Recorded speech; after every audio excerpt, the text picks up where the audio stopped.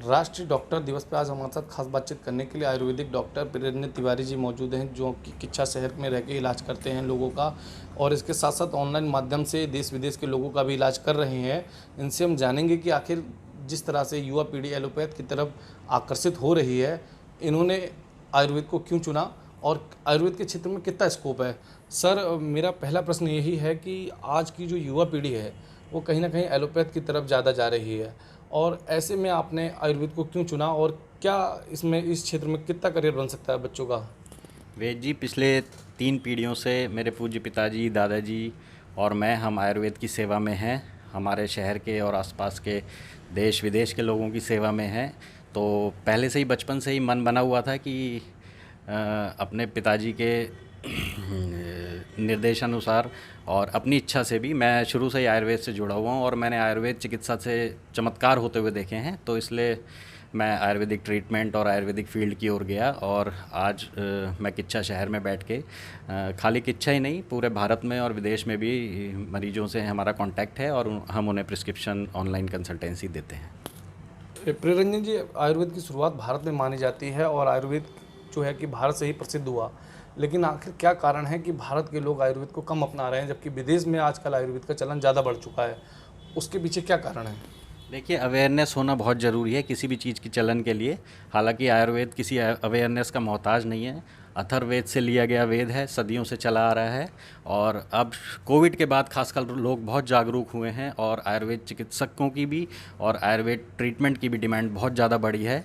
और क्योंकि लोगों को पता है एक साइड इफ़ेक्ट फ्री ट्रीटमेंट है, बट ये भी ज़रूरी है कि आप अच्छे आयुर्वेद चिकित्सक, विद्वान आयुर्वेद चिकित्सक के पास जाएं तो आपको निश्चित बिल्कुल तेज़ी से लाभ होगा। अब वो बात भी नहीं है कि आयुर्वेद बहुत ज़्यादा टाइम टेकिंग ट्रीटमेंट है, क्योंकि अब बहुत साइंटिफिक बेस्ड और बहुत अच्छी लाइन ऑफ ट्रीटमेंट में आयुर्वेद चल रहा है और विद्वान चिकित्सकों के द्वारा बहुत तेज़ी से इलाज किया जा रहा है। प्रियरंजन जी, आपको कई देशों से ऑफ़र था, डॉक्टरी के क्षेत्र में बुलाया जा रहा था, किन किन देशों से ऑफ़र था और आखिर क्या कारण है कि आप उन देशों में नहीं गए और आपने किच्छा जैसे छोटे शहर को चुना अपने आगे के भविष्य के लिए।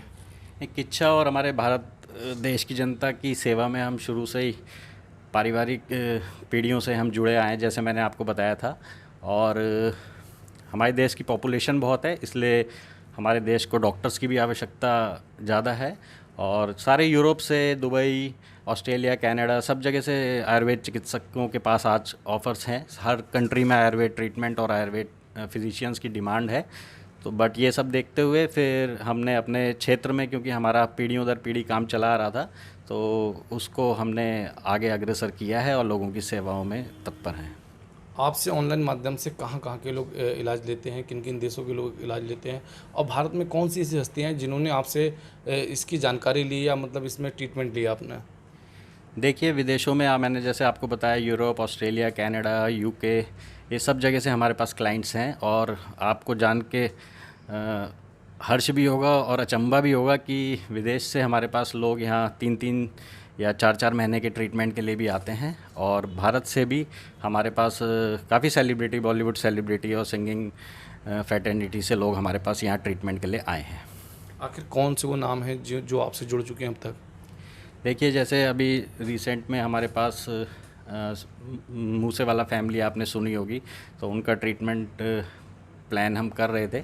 और हमारे फ्रेंड हैं वहीं डॉक्टर गगन शर्मा, वो भी उनके फैमिली डॉक्टर हैं। तो ट्रीटमेंट के संग ऐसे ही हम लोग आपस में लिंक से जुड़े रहते हैं। और जहाँ भी जिसको, क्योंकि आयुर्वेद अब ऐसा नहीं है कि आयुर्वेद चिकित्सक एक चिकित्सक सारा इलाज कर रहा है। आयुर्वेद में भी अब स्पेशलिटी हैं, कोई स्पाइन पे काम कर रहा है, कोई स्किन पे काम कर रहा है, कोई इंटरनल मेडिसिन पे काम कर रहा है। तो हर चिकित्सक आपस में जुड़े हुए हैं और इसलिए आपसी कनेक्ट के जरिए हम खाली लोकल लोगों तक नहीं, बट आप सेलिब्रिटीज़ तक भी आयुर्वेद पहुंच चुका है।